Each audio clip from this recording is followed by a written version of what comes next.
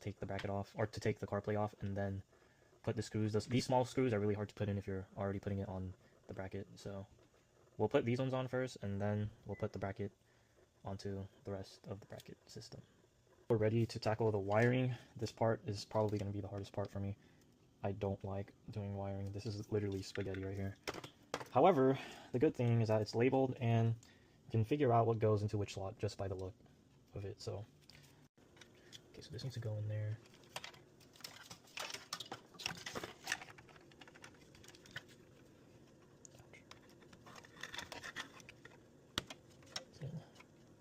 There you go. That's in. Obviously, that doesn't fit there. So.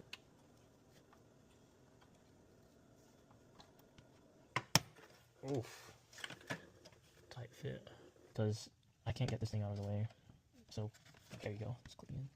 Push it down. There you go. And then that just leaves these two, which I had it somewhere. It's this one, and then this one right here.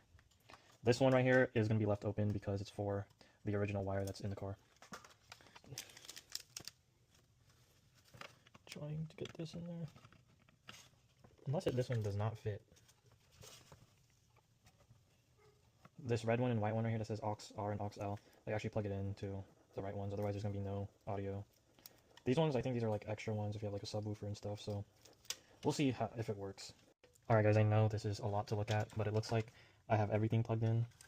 I don't have any other missing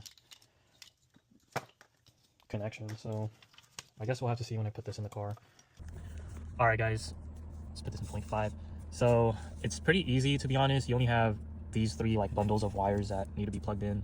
Everything is pretty self-explanatory. You have this one up here, the I think it's a tire press TPMS, and then the antenna, which is originally at the bottom of the CD player, is actually gonna go up here, and then everything else is just plug and play. I was literally just playing around trying to figure out what fits into what, and I have some leftover connections that had nothing to plug into, but I'm not worried about that.